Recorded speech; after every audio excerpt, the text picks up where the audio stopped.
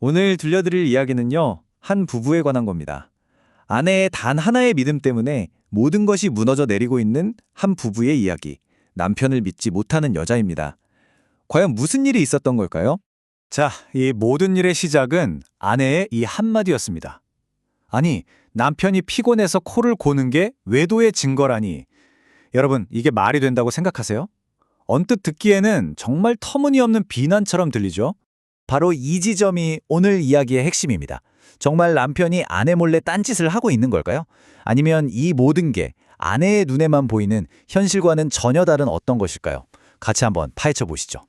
그럼 먼저 이 부부의 갈등이 대체 어디서부터 어떻게 시작된 건지 그 끝없는 의심의 시작으로 한번 거슬러 올라가 보겠습니다. 아내가 남편의 외도를 확신하며 내세운 증거들이에요. 한번 보세요.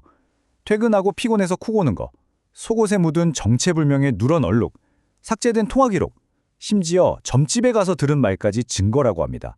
근데 가만히 보면 이 중에 외도를 딱 잘라 입증할 만한 직접적인 증거가 있나요? 하나도 없죠. 바로 이겁니다. 아내의 머릿속에서는 이미 남편에게 유죄 판결이 내려졌어요. 하지만 그 판결을 뒷받침할 결정적인 증거는 어디에도 없는 거죠.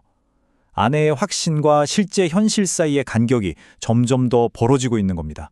자, 이번엔 남편의 절박한 목소리 한번 들어볼까요? 남편은 아내의 끊임없는 의심과 감시에 완전히 지쳐버렸습니다. 아내를 너무 사랑하는데 이 결혼 생활이 너무 고통스러워서 모든 걸 포기하고 싶을 지경까지 온 거죠. 이 표를 보면 정말 극명하게 드러나죠. 남편과 아내가 지금 얼마나 다른 현실을 살고 있는지요. 한쪽은 배신당했다는 확신으로 가득 차 있고 다른 한쪽은 억울하다는 절망감에 무너져 내리고 있습니다. 같은 집에 살고 있지만 사실상 완전히 다른 세계에 살고 있는 거나 마찬가지예요. 자, 여기서부터 이야기는 단순한 부부싸움이 아니라 좀 더 깊은 심리학적 탐구로 방향을 틉니다. 아내의 행동을 설명할 수 있는 어떤 임상적인 진단이 나오기 시작하거든요. 아내의 상태는 바로 망상장애로 진단이 됐습니다. 이게 뭐냐면요, 현실에 전혀 근거가 없는 잘못된 믿음이 아주 그냥 확고하게 돌처럼 단단하게 자리 잡아버리는 정신장애를 말하는 거예요. 근데 이 망상장애가 발견하기 어려운 이유가 바로 여기에 있어요. 그러니까 그 망상, 예를 들면 남편이 바람 피운다는 그 부분만 빼면요, 일상생활의 다른 모든 면에서는 지극히 정상적으로 보일 수 있다는 거죠. 그러니 주변 사람들은 얼마나 헷갈리겠어요? 대체 뭐가 진실인지 혼란에 빠질 수밖에 없는 겁니다. 아니, 그렇다면 아내는 도대체 왜 이런 망상에 사로잡히게 된 걸까요?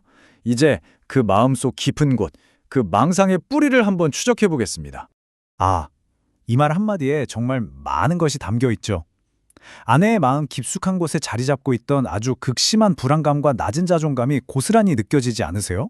알고 보니 아내는 그 누구보다 사랑받고 싶고 인정받고 싶어 하는 사람이었어요. 그런데 남편은 좀 묵묵하고 애정 표현에 익숙하지 않은 사람이었던 거죠. 바로 이 감정적인 불일치, 채워지지 않는 욕구가 의심이라는 씨앗이 자라날 아주 비옥한 토양이 되어버린 겁니다. 과정을 한번 정리해 볼게요. 채워지지 않는 애정 욕구가 낮은 자존감과 만나면서 나는 결국 버림받을 거야 라는 엄청난 공포를 만들어낸 거예요. 그리고 그 공포가 너무나 커져서 현실을 왜곡시키기 시작한 거죠. 결국 남편은 바람을 피우고 있어 라는 흔들리지 않는 확신, 즉 망상으로까지 발전하게 된 겁니다.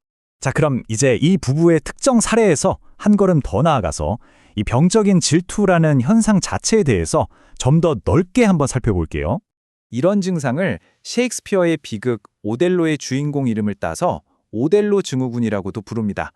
사랑하는 아내를 의심하다 결국 비극적인 파국을 맞이하는 그 오델로처럼요. 정말 딱 들어맞는 이름이죠. 그러니까 우리가 가끔 느끼는 정상적인 질투하고 오델로 증후군은 근본적으로 달라요. 가장 큰 차이점은 이거예요. 정상적인 질투는 현실에 기반하고 오해였다는 걸 알게 되면 수그러들죠. 하지만 오델로 증후군은요, 비합리적인 해석에서 시작되고 오히려 아니라는 증거가 나올수록 와, 저렇게까지 날 속이다니 더 교활하구나 하면서 의심을 더 키워나간다는 점입니다. 그 결과는 어떨까요? 의심받는 배우자의 삶은 말 그대로 감옥이 되어버립니다. 매일 소곡 검사를 당하고 수십 통씩 감시 전화를 받고 자신의 모든 행동 하나하나를 다 해명해야 하는 끔찍한 현실에 갇혀버리는 거죠. 상상만 해도 숨이 막히지 않으세요? 그럼 마지막으로 이런 끔찍한 의심의 굴레에서 벗어날 방법은 없는 걸까요? 이런 어려운 상황에 처한 가족들이 어떻게 대처해야 하는지 몇 가지 현실적인 조언으로 마무리하겠습니다. 사실 가장 큰 어려움이 바로 이거예요. 당사자는 자기가 아프다고, 자기 믿음이 잘못됐다고 전혀 생각하지 않거든요. 그렇기 때문에 스스로 병원을 찾거나 도움을 구하는 경우는 거의 없다고 보시면 됩니다. 그래서 가족의 역할이 정말 중요합니다.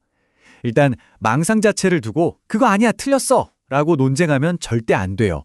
그건 불에 기름을 붓는 격이거든요. 그 대신에 그 사람이 느끼는 불안과 고통에 공감하면서 접근해야 합니다. 당신이 너무 힘들어 보여서, 너무 불안해 보여서 내가 다 걱정된다. 이런 식으로 부드럽게 상담을 권유하는 것이 가장 효과적인 방법이 될 수 있습니다. 오늘 이 이야기는 우리 모두에게 이런 질문을 던지는 것 같습니다. 누군가를 너무나 깊이 사랑하기 때문에 오히려 그 사람을 미워하고 파괴하게 되는 이 아이러니. 과연 깊은 사랑과 파괴적인 의심, 그 아슬아슬한 경계는 어디일까요? 여러분도 한번 생각해 보시면 좋겠습니다.